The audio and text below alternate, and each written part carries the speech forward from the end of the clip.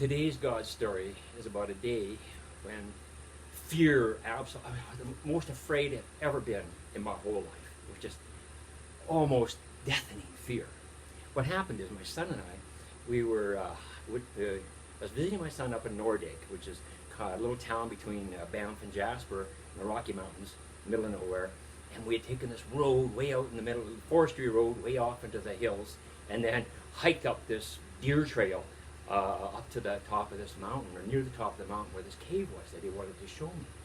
And before we went into the cave, we noticed there was a big mountain just, probably about 1,000 feet above us, a peak. Well, we gotta climb it. So we climbed it. It was all fogged in and clouded in. And God, there's another video about that. God just basically said, hey, I'm going to show you something amazing. And he just opened all the clouds all up. Beautiful view. But then closed it all down again. Started to snow and stuff. Went back down the 1,000 feet to where the cave was. And we went in the cave. So start of the cave, just a little entrance. You get in, you crawl in. There's a rope, and you go down about 50, 100 feet or something straight down, holding onto the rope. And you get down to the bottom, and there's this whole intersection of miles or kilometers of these natural glacier-made caves. And they're probably about 10 feet in diameter. It looked like a culvert, with all the little ripples and stuff. It was amazing. Anyway, so we started hiking. Well, we got to figure out how we're going to do this so we don't get lost.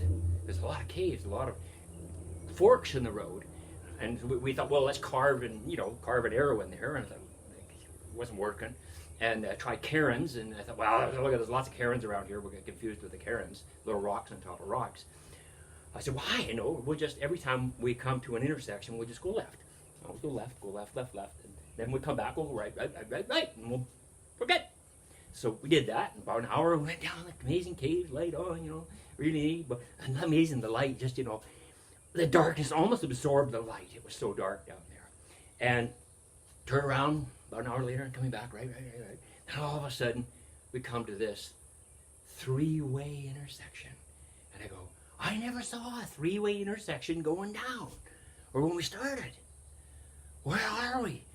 In this whole, so you're here, but you don't know if in the mountain, if you're this way, here, which way you went, because you can't tell north, south, east, west, up, down, round. Fear just absolutely encompassed me to the point I could barely even breathe, and the flashlight was just being totally absorbed by the darkness. And I thought, how long is our flashlight going to work? Will anybody even know where we are? Because we'd taken off for a week. Nobody's expecting us back for a week. And where we were, it would take them probably, who knows, years to find the car where it was. And then, his old truck rather, and then where do we go from there? Just, unbelievable fear. And then all of a sudden we heard something. And Chris hollered out, is anybody there?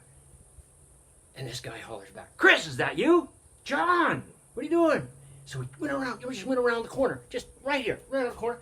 And there was the entranceway with the light going up, with the rope coming down and the light above it.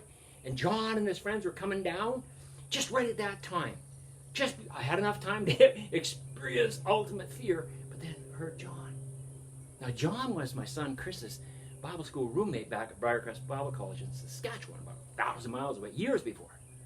But just at that moment, when we're experiencing that, John makes a noise up there, and we find our way out from the darkness into the light. It's amazing. God had planned this probably years before. First of all, we went up to the top of the mountain, had this miraculous experience, mountaintop experience, kind of like Elijah. He's my buddy, Elijah. He's my number one guy in the Bible. I just love that guy. And I even went to Mount Carmel. I'll tell you that story another day. But I always wondered why, after Elijah had his fabulous mountaintop experience, and then Queen Jezebel said, I'm going to kill you, after God had done all that great stuff, he's afraid of this queen, and he goes running for whatever, 40 days it was, and hides in a cave. Well, here I am. I'm in a cave. Just had a miraculous mountaintop experience, and now fear engulfs me, and I totally forgot all about God.